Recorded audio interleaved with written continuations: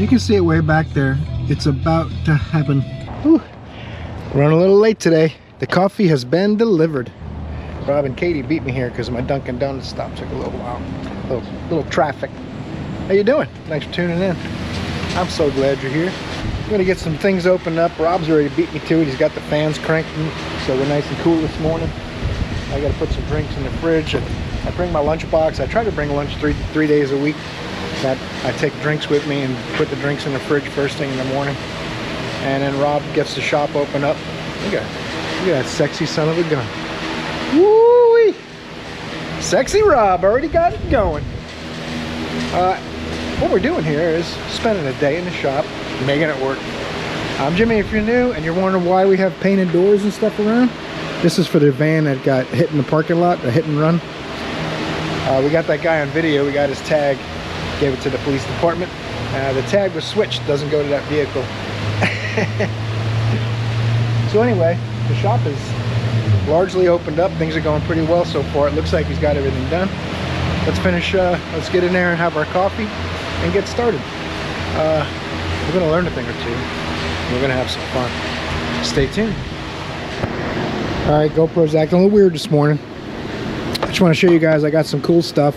I have one of these tools, Blue Point I believe it is, but I like this one. Came with this set of connectors, but this is a crimper which does really good OEM style crimps.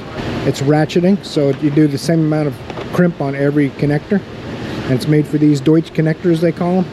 This is a factory style weatherproof connector. Comes with lock. These are locks to lock the connectors in place once you assemble them. You get these little pins. I got this for my new cluster. I'm going to put it in my 62C10. If you've seen those videos, there's 98 of them.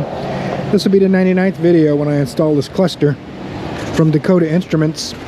Summit, that's my choice. If you look at it at Jegs and Speedway and a lot of those places, they say they have them in stock, but they don't. They drop ship. They don't have a lot of things in stock like Summit does. So I try to go with Summit most of the time because Summit will show you we have this many in stock. I ordered this on Thursday. I got it on Saturday because they had it in stock. It said they had 5 left, something like that. Let's go ahead and open this up and see what it looks like. We'll see what happens with the old GoPro not acting right. FAFO is what I'm saying. Look at this thing. Jimmy, what do you got? It all looks familiar to me. Dakota Instruments. If I can get this packaging open, they're very thorough with the tape and stuff. It's like they have an endless supply or something. I don't want to scratch anything I'm not supposed to cut. Ooh, that's nice. It's got a very similar look to my other one. So I'm hoping this one will actually work. Boom. That's how you do it right there. It's going to stay in there until I install it. The control box for the dash. That's cool. The Intellitronics one doesn't have that. Maybe that's how they eliminate interference. Things go into here and then they plug into there from this. Speed sensors, adapters for temperature stuff. This actually has like a GM style temperature connect. Oh, that's nice. This is quite a bit nicer just looking at it in the box. We'll have a video on it. F150 from last week with the intake manifold runner control issue. If you remember that this truck from last week, I'm leaning heavily towards a vacuum issue now because of the way that one side works and the other side doesn't, and it was at 1/2 volt, which means open. So vacuum is what closes them, and the computer hits the solenoid to release the vacuum to open them up. So if the one side doesn't have vacuum, it'll be open all the time. So that's the way I'm kind of leaning. I was thinking sensor. There is a little problem where the glitch, where the 1/2 volt even goes to 0 volts sometimes. All right, man, I came out here so be quiet and I can hang out with my friend.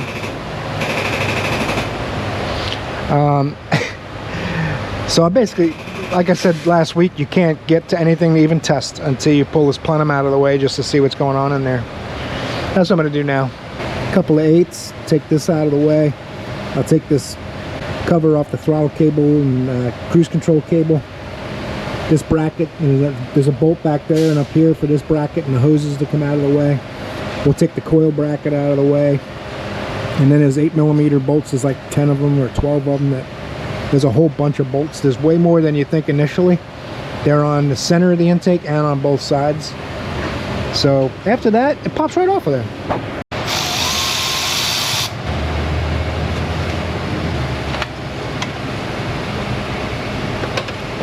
Once you get those, there's a nut holding this on, and then there's two studs holding this assembly on, which has the purge valve and a couple other things on it. So once that's loose like that, you can lift the manifold out of it. I don't think you have to take it any further apart from memory. There's miscellaneous studs and bolts and things holding these brackets on. And then the coil's got another one. See this? The layers. This bracket is flat. So you got to have that stud under it to make it flat with the post on the manifold, right? This pops up supposedly. Might have to get a tool for it, but oh, there it is. And then this just, you hand pivot it till it gets to the slot. Comes right out. It's a big deal. Everything's easy today. This is one of those instances too, because I'm taking the plenum off. I don't put tools and bolts and nuts up there, because this is going to be open momentarily, and bad stuff could happen. If a little tiny nut falls down in the manifold, you'll need an engine. So I got to take the coil off, the bracket off, because a lot of the manifold bolts are under it. So these are in order in the loom, so don't have to worry about checking firing orders afterwards and all. The customer's asking about being a problem with these laying on the manifold, but it's no problem. As long as they don't rub through on a sharp bracket of some kind, but the wire's blocking it silly. Which is cool because it has no lock tab. The alternator wire here is covered with rubber, so if this coil touches it, it won't hurt anything. Tuck some of this under this harness will help hold it up out of my way. Customer added some house wire for a ground because he said this one was fraying. He wanted to add a ground. Whatever makes you happy. Alright, now I can see some of my bolts. 1, 2, 3, 4, 5, 6, 7, 8, 9, 10. There's about 12 or 14, something like that. We'll just keep taking them out till it comes loose.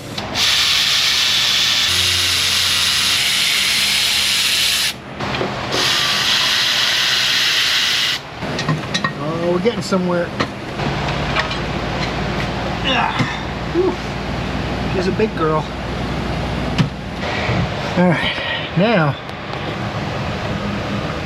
see the little flapper doodle in there? You can push that. You see the linkage back here? Working the vacuum solenoid that also has a sensor in it. So what I'm going to do is unplug this vacuum line, get a vacuum pump, and see when I pump vacuum on this, will it open this, well, will it close the flap, basically move. If it's normally closed, it should open it. If it's normally open, it should close it. Alright, I got my Mighty Vac kit. I had a Mac one, but it went bad, and they don't have a lifetime warranty on them apparently, so I bought this Mighty Vac one. I guess I bought it about 2 years ago, and this is like the second or third time I'm using it. Like a oscilloscope, it's you don't need it often, but when you do, it sure is handy. I'm going to plug this in.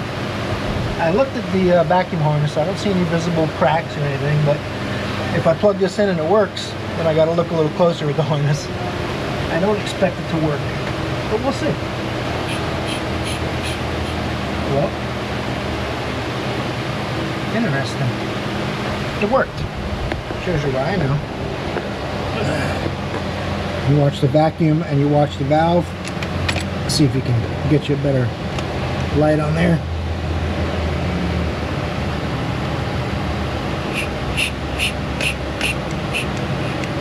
I'm going to leave it for a minute or so, or it's holding.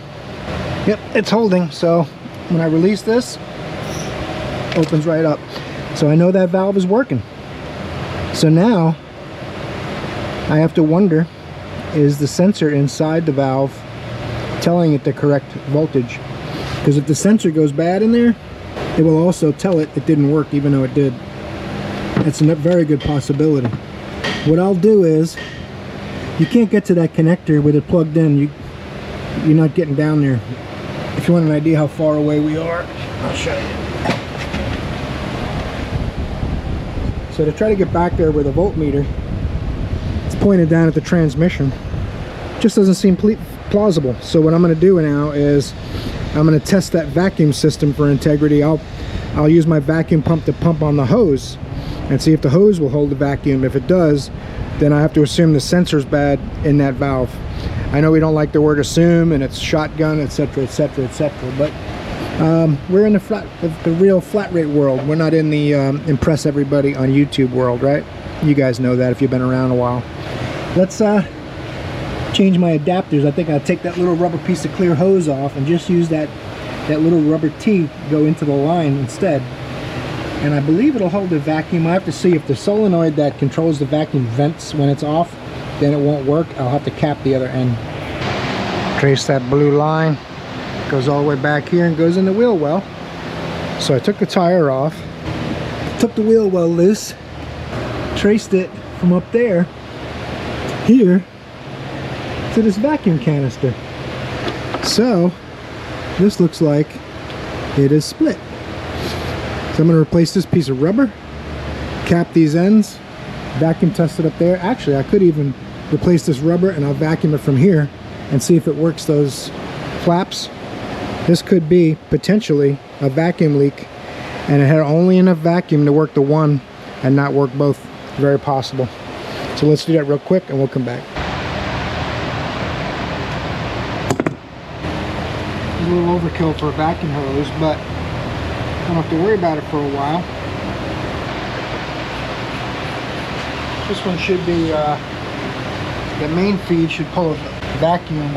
I believe this one goes into the AC from the canister, but it also, what most likely probably does is goes all the way up, tees off, and goes into the HVAC so it doesn't stay on defrost. If it loses vacuum, it defaults to defrost, because that's the safety way. A non-frosted windshield is good, so it always defaults to that. The vacuum changes it away from that. Same thing with these, it defaults to open and vacuum closes them. So let's see if we get a, I'm going to pump some vacuum on it. That's the main supply, so that should come up here. Now there's a few vacuum lines going in here, so I'm going to cap this main. This is what the main feed is to that vacuum canister. I can feel it pulsing, but I'm not pulling a vacuum on it. So, and the valves aren't moving. So it could be something like a EGR valve or EGR solenoid. Could be something venting and releasing that vacuum until ignition power closes some of the other solenoids. It's going to be a little tricky. I'm going to have to get a vacuum schematic or just hunt and peck around and figure out where else these vacuum lines go and cap everything off, just to make sure we have no more vacuum leaks before I put this back together. Because if there's a vacuum leak back here somewhere and I put the plenum back on, I'll be really sad. Alright, I think this black tube does go only to the solenoid that works those valves, because if I cover it, I'm pumping right at the solenoid that works the valves. I've got to vacuum with my thumb over it, take my thumb off, and lose my vacuum. Hope that shows up. Very strange. Maybe that vacuum leak at that canister, that hose, may have been my only problem, which is kind of a shame. You have to take the plenum off to sort that out, but I want to go to the source and test right at the source. That's unless it's like, if this took like 6 hours to do, then that would have been a different story, but it only really took about 20 minutes to get the plenum off. Now if I test at this blue hose on the other end of the valve, this one goes to the solenoids. Now when I start pumping, I get vacuum and I should get my valves to close. There it is. Holds a vacuum. So I think we fixed it. Putting that little piece of hose on there. I know one thing, the hoses from that solenoid to my controls are good. and I know I can work on putting a vacuum to it. This solenoid you can access with the plenum on, not easily, but you can. So I'm going to plug this all back in. We're going to put the plenum on it, and we're going to run this thing and see what it does. Of course, we'll put the scan tool on it. That's the only way. You can't see what's happening. You have to use the scan tool. And you want to see about 1.6 volts or higher when these are closed from the sensors in those valves. So I know all the valves are working. That's good news. Now, since we found the hose leak and we fixed that, let's just check the canister real quick and make sure that one. Got your hands on the sharp sheet metal. Pretty big canister. It might take a while to pull down. I'd say pretty big. It's about the size of your fist. You've got to pull a little air out of it to get a vacuum. Absence of pressure. If I take my thumb off the other vent, it has a one-way valve on that side. So I take this hose off, it comes back. So the canister is working. I think that hose was the only problem. So after you find it, you feel a little silly and you say, well, I wish I would have checked that first, but I saw one side working and not the other side. It has to be the solenoid or a broken vacuum hose, I thought. But the good news is we got to figure it out. And we will have it fixed when we put it back together, I believe. Let me get this plenum back on. I'm not going to bore you with the whole reassembly. I showed you the whole disassembly, right? So we'll get this back on here. And we'll come back and take a look at how it's working. One thing I wanted to point out while I'm going back together here is there's a stud with a 13 head and a stud back here with a 13 head. And you also have to do this coolant hose here, a clamp. That's some kind of a PCV cooler type deal, and a PCV valve I have to push in the grommet still in the valve cover. And then I take the other hose off there. See that behind the EGR valve there's another clamp. That's another coolant hose that goes to the PCV cooler or whatever that thing is. It's Ford stuff. I just wanted to point those. That's the only really tricky. Everything else is pretty easy. Maybe straightforward is a better way to put it. Alright, we are all buttoned up out here. Clamps are all back in place. Hoses, electrical connectors, etc. I think we're in good shape. PCBs and the valve cover in the back. So, let's hook up the Launch Pro TT and see what kind of data we have.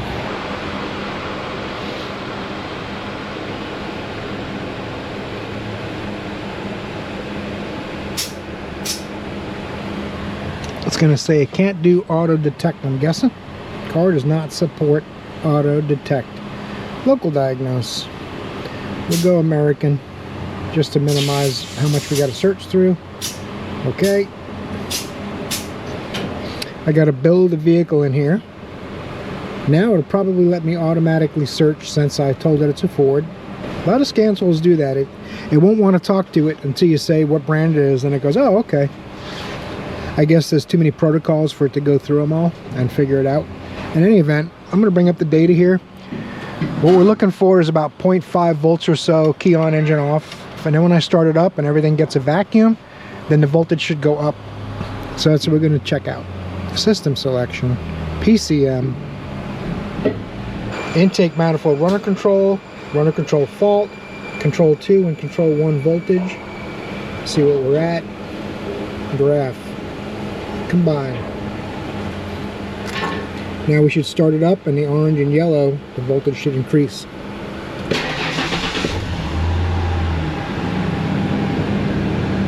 .8, both orange and yellow agreeing now. So that little piece of vacuum hose caused all that trouble.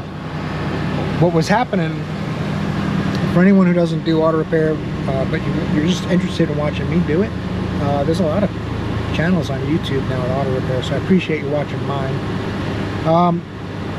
What's happening is when you have a vacuum leak, the system's still pulling a vacuum, and some items on that vacuum loop are going to get a vacuum and do what they're supposed to do with their vacuum.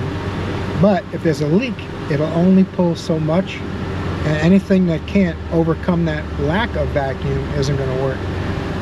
So this is another problem where the little glitches down to 0. I'm not sure if this is going to matter at all. Most of the time there'll be a timer, like if for more than 2.5 seconds it's at 0, it'll set a code. So hopefully that's not going to be an issue, because we'll be taking the manifold back off again. But this number 2 monitor, that's the driver's side. We replaced the number 1, which is the passenger side, about, I don't know, a couple months ago. But in any event, this had a vacuum leak, and now it's fixed, so that's good news.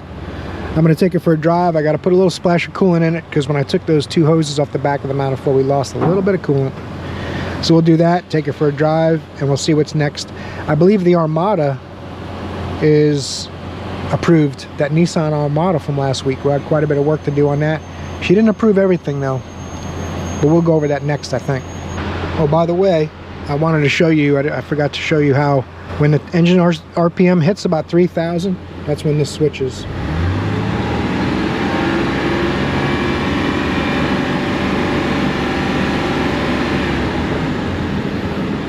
Comes back up. So this one's done. Nissan Armada from last week.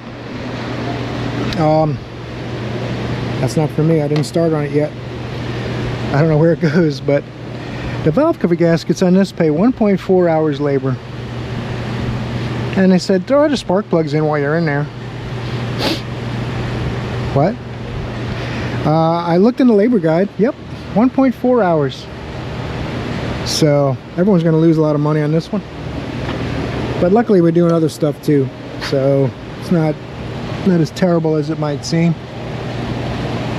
If you ask me how much labor you think these valve covers are, I'd guess 3, maybe 4 hours. But maybe they're easier than they look, I don't know. I know in the labor guide it's 1.4. You do not have to take the plenum off at least, so that's pretty nice. Kind of strange. We're also going to do the front brakes. If you didn't see the video on this vehicle, I think it was Friday. The clock spring's coming from Nissan. We got 2 tires here for it. We're doing front brakes, pads, and rotors. We already did the oil change last week. Spark plugs and valve cover gaskets. It's like 6 hours altogether, I think. She declined the alignment, declined the exhaust, which I said the exhaust is one of the most important things. To me, exhaust and 2 tires, and then the front brakes after that. Valve cover gaskets is what we're doing somehow instead of the exhaust leak that goes into the car. I don't know. I'll do what I can do. We'll make it work. We got stacks of parts building up. So let's do it. Let's stop procrastinating and get to work. A little refresher for some of you guys. If you didn't, just in case you didn't see Friday's video, I don't know why you'd miss it, but it's got a little, there's some stuff going on, and it's not the cleanest vehicle ever, especially for a 2013. It does have 200,000 miles on it almost, so good work, Nissan, because it doesn't look like it's had a lot of love. It's still going. It needs a little cap here, which I believe snaps on, but I'm not positive. She's not worried about that though. We got new brake pads, we got hardware, we got new rotors. These clips weren't installed correctly. They were poked up into the caliper. I don't know why they did that. They usually just push down, but they had these kind of jammed up into the windows in the caliper. Kind of strange. Caliper just sits on top of them. They don't hit the rotor or anything like that. So I've been filming a lot of brakes lately, so I'm just going to knock this thing out real quick. I got to mount 2 tires, and when we come back we'll be doing the valve cover gaskets. I might give you a little clip here and there just for the sheer entertainment value of it. These brake hoses are so short, and you don't really have a lot of options what you're going to do with them. But we'll try this. See how that goes.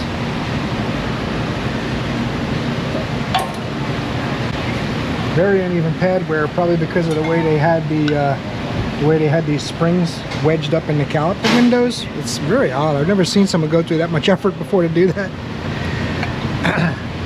Makes it harder, and it's wrong. Uh-oh. That's the purple brake grease people are warning you about online. It turns to like glue. No shit. They call it brake grease, but it can't handle heat apparently.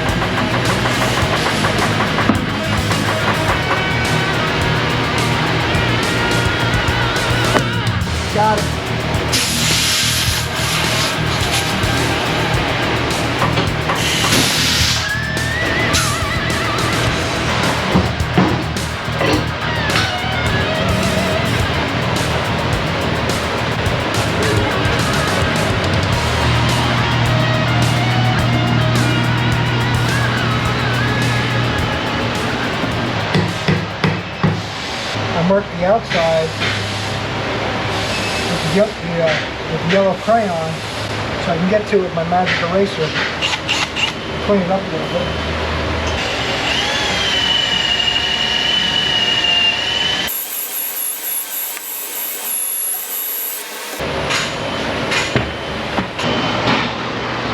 That's a little better. These tires are heavy.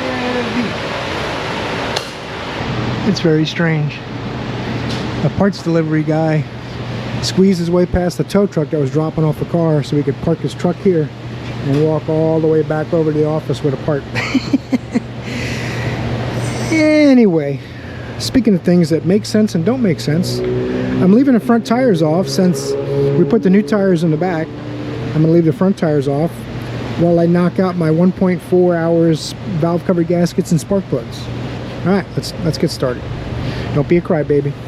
Engine cover's got two 8mm head bolts, two little rubber pushy doodles.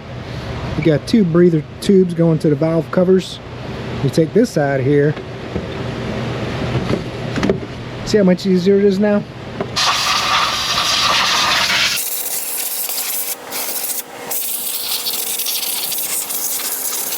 You want to get areas where you're going to have to mess with the harness too, because chances are there's going to be sand stuck near the connectors and all those kinds of little cracks and crevices. So blow everything out really good, because sand and internal engine parts, they don't get along. Alright, you got to pop a bunch of these little clipper doodle dealios out. There's some in the front and the back. That one's already broken off of wherever it's supposed to go to. And I unplugged this one too, so that I can pull this harness further up out of my way. This one looks like the harder side to me because of the heater hoses and stuff. So I'm going to do this side first, get a little feel for the whole deal. And I'm guessing 1.4, so this side's like 0.6 and that side's 0.8 or something like that. I'm not sure. It is what it is. We're going to make it work. No big deal. I'm going to get this out of the way. I'm going to get a bungee cord or something to pull this harness up. I'm just going to do one side from start to finish at a time. That way I can pull things over here, get this done, pull things over here, and do that one. Alright, now it practically falls right out of there. We just got 1, 2, 3, 4, 5, 6, 7, 8, 9, 10, 11, 12 valve cover bolts and 4 coil bolts. All 10mm. That wasn't even tight. I mean, someone's done a tune-up. I didn't recommend the spark plugs, by the way, but that's alright. I'll take a look at them. Hopefully they're not brand new. I'll feel bad if they are.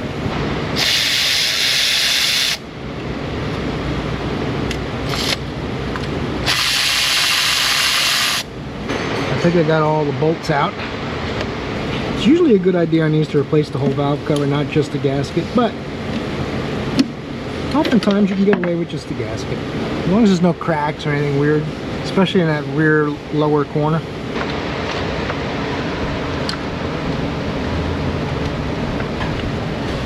Let's go, gasket. Oh, it's in pretty good shape under there. That's good to see. I wasn't expecting that.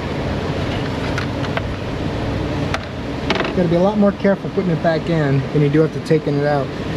Putting it back in is when you can knock the gasket out of place, but everything looks pretty good in there. I'm surprised. For some reason I thought I'd see lots of sludge. Alright, a little dab of silicone in each of the joints up front where the cam holder is. And I'm going to use a mirror and go around the cover to make sure I didn't knock the gasket out anywhere. You can see it's in place in there. The biggest area is this back corner. I can see the rubber. Can't really see it there, but I can see it on the other side of that corner. Before I tighten these down, you don't get long. You don't want to let that silicone or RTV start to set up. You get about 4 or 5 minutes. So I think we're good. We can start tightening it down. It doesn't come with new tube seals. It just comes with the perimeter gasket. I'll show you on the other side what that looks like.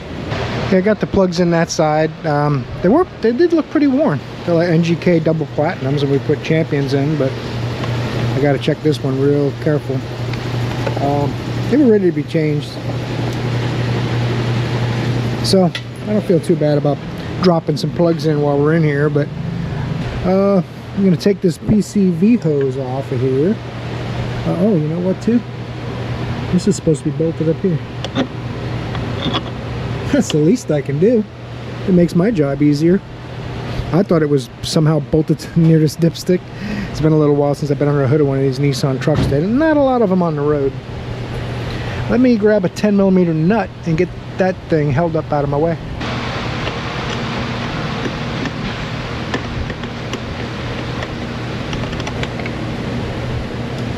You can see it was bouncing on this thing, on that screw for a while. It's got like a little bit of a divot in the dipstick too. It's pretty funny. Not funny like haha, funny like oh man. These clips are really hard to get them to release 100%, so that's the way I do it. Get this wiring harness bracket out of the way. I unsnapped the little clipper doodle so I can just take the whole bracket off the harness, and I'll have this hanging in my way while I work on it. I'm not going to put the hardware up there because I'll have the valve cover off. Another bad thing, these two bolts are for the 5.6 liter Nissan engine label, or 5.7, I forget, one of those. This is how they leak. This gasket basically turns the plastic, gets flattened out because the bolts, if you look at these bolts, every one of them has a shoulder on it. This is why I don't torque these valve covers. Some people might think that's a hack, but see the shoulder on that bolt? It bottoms out. That's it, it's bottomed out. If you're not sure if you're going to get them tight enough that they don't loosen up, then yeah, torque them. But once they're tight enough that they don't loosen up, this rubber gasket, if it's pliable, it takes up any slack and keeps oil from seeping out. Once it hardens and gets plasticky and non-conform, then it starts leaking oil because those bolts don't add tension. It's the gasket that holds the tension. So, and we're not doing these either. We're just going to do this. Nissan, their generosity with labor guides and with gasket retention is what it is. But I mean, if you bump it into something, it's going to knock it out. So you got to be careful and talk in between safeties. That's the only way you'll hear me. So I put a little silicone here. I gotta wipe them down a little bit more. I just put some brake clean on a rag, wipe the gasket surfaces down, especially where the silicone goes. Where the rubber goes, it's pretty forgiving, honestly. But where the RTV or silicone, whatever you want to call it, when it goes in here, that's got to be really clean from grease and oil, because the RTV won't stick to grease and oil, and then you'll have a leak. It'll be a slow leak, but a leak just the same. Listen here, man. I don't want any trouble.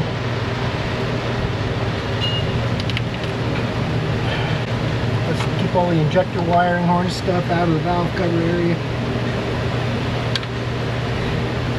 You can see why they pay 0.8 to do this. So, it's worth every penny. Every penny. And then they'll complain if you half-ass it and it leaks when you're done. So that's another bonus.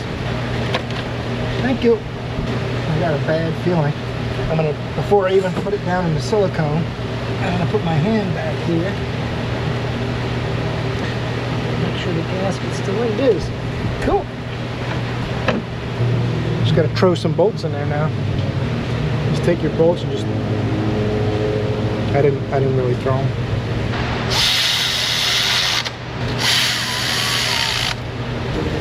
See how solid that bottom's at? It's easy. Got the right direction backwards.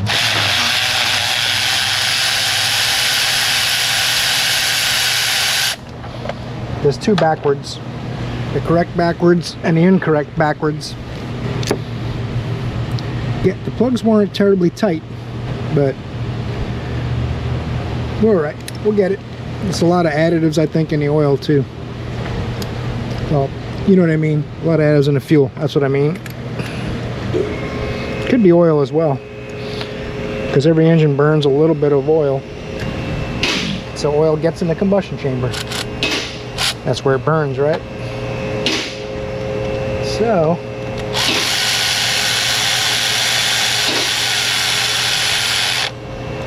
but fuel additives tend to turn everything weird colors. These weren't very tight either. See at the very bottom end there, that coil flattens out. Someone felt resistance and stopped. So the coil wasn't completely bottomed out, which I guess it didn't really hurt anything. It had no misfires or anything like that. Buttoned up everything, clamps on, dipsticks gotta go in. I like to take these out. If you guys have seen my videos for a while, plastic dipsticks, they break. You just lean on that the wrong way while you're digging around in there, you need a dipstick. So I always pop them out. I at least pull them out like that. But anyway, all the coils are in, spark plugs are in. That's tight. I got all my little snapper doodles back in their doohickeys. What else we gotta do? Get our rag out of the fan. Uh-oh. Don't tell me we're closed. That's terrible news.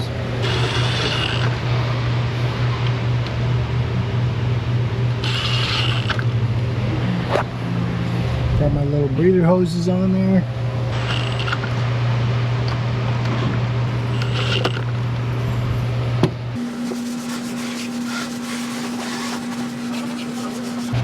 See you in the morning, Joe. See you in the morning. Uh-oh, there's a traffic. On a slow roll. We were buttoning things up. I want to show you guys something before you go. Don't take off yet. I gotta say goodbye, of course, but I also want to show you the coolest fan assembly you're ever gonna see in your whole life. Coolest one I've seen anyway. Maybe you guys have seen a lot more than I have. I'm not sure.